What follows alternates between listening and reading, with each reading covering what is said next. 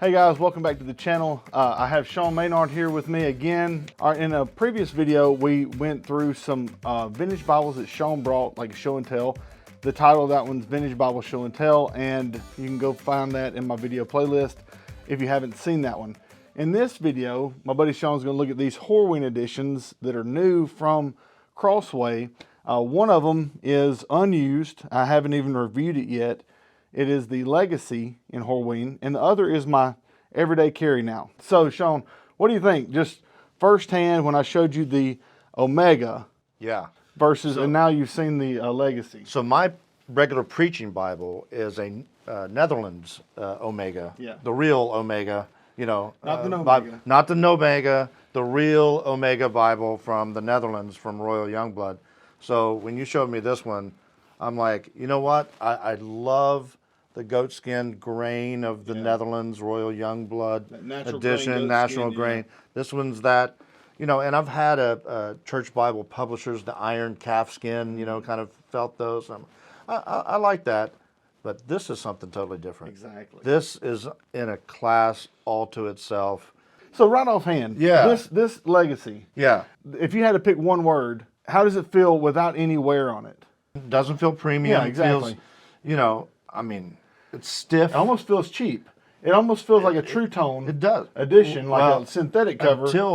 Until you do this, you squeeze that just a little bit, and it's got that nice little puffiness to it. Yeah. Where you're like, okay, this is a significant piece of leather that I'm holding here. Just kind of grabbing it and feeling it, picking it up, and you're like, oh, you know what? This is almost like a True Tone type situation.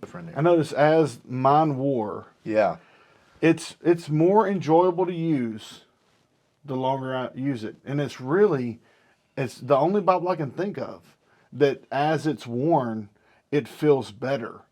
I mean, other than some Bibles that are naturally stiff, like almost like a genuine leather that loosens up over time. Yeah, that's a goatskin Bibles. Right. Goatskin Bibles are out of the box. They're going to be floppy, and they're going to be you know, pliable, and that's one of the great things. They're going to lay flat right out of the box. This leather, it's on a different playing field. Yeah, just initial reaction to these.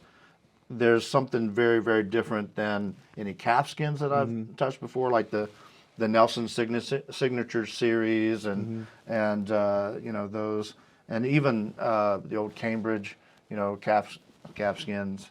Or Oxford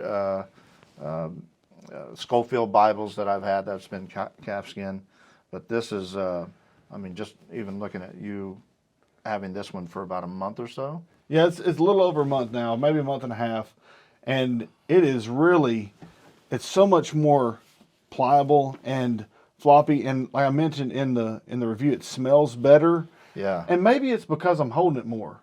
You know, maybe that's why. Releasing those oils and keeping that, you know, just because there's no better. People always ask, you know, with my premium Bibles, what oils do I put on it? People talk about mink oil and all these. Please don't do that. Especially modern tan leathers. Don't do that. Don't do that.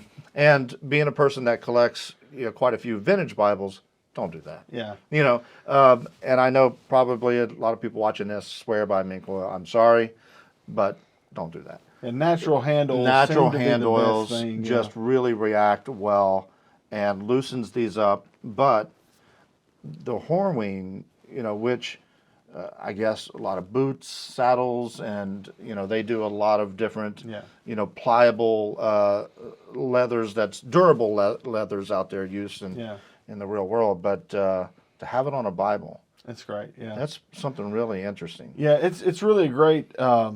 It's hard to explain unless you've had this Bible. And like I said, if you buy the Horween edition, it's going to come and it's going to feel really slick. It's going to feel almost cheap, and you're going to go, I wonder why did I pay $330. And now some of you guys got the Black Friday deal, which was 40% off. It put it around $200 or a little less. But even that, when you get this Bible, it's going to seem like that seems a little overrated until you spend about a month, 2 months with it, and it gets broken in. Now this Bible, this Omega that's broken in, I don't think I would sell it for $400. I don't think I would sell it for $400. Now, if we could pan around, which we're not going to, I have shelves that are bending under the weight of thousands of dollars literally. of Bibles. So, and that's saying something, that this is probably, this Omega that's already breaking in is probably one of my favorite Bibles. Well, I think the uniqueness of the Horween leather and the uniqueness that this brings to the table. Yeah. If I get like my Netherlands goatskin Omega, 10 years from now, it's going to look exactly the way it did from now, unless I've done something crazy with it. That's the point of it, though, right? Exactly. Yeah. It stays that kind of beautiful look and et cetera. This is going to be looking very unique. If two people have, buy this day one, 3 years from now, those editions will look different from one another. Yeah. Because this is meant to have battle scars.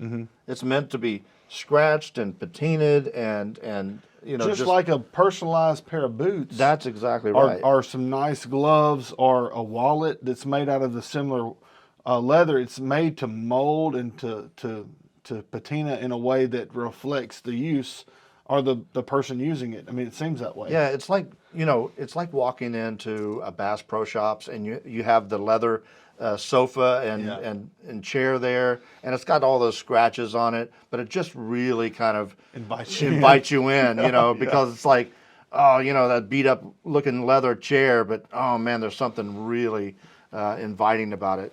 That's what you're going to have with this. And it's so nice. And like I said, it's almost like when you buy a new pair of boots, instinctively you don't want to damage them. So you want to baby them, but the more you do that, the less comfortable they are to wear. As soon as you feel like, let's break these boots in, let's break this Bible in, and really exercise that leather, move it around, you're going to really find that it's way more enjoyable to use. So I'm looking forward to reviewing this Legacy and continuing to use this Omega. Oh, yeah. Because I'm really committed to this Omega. It is literally one of my favorite Bibles. I'm really surprised, Beau, that you have not already replaced the ribbons. I know, and the thing is, the only reason you're just committed to showing it off, right? The only reason why I haven't changed the ribbons, these garbage-tastic ribbons, is because I want to show them wearing. You know what I'm saying? I want to show that the ribbons will wear out long before the Bible wears out, and that's a problem that they need to address in the future. I'm committed to not modifying this one.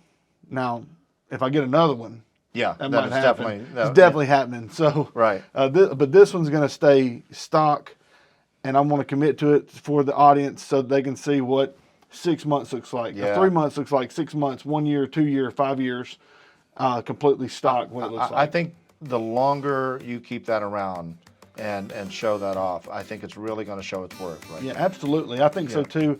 Let me grab a couple other Omegas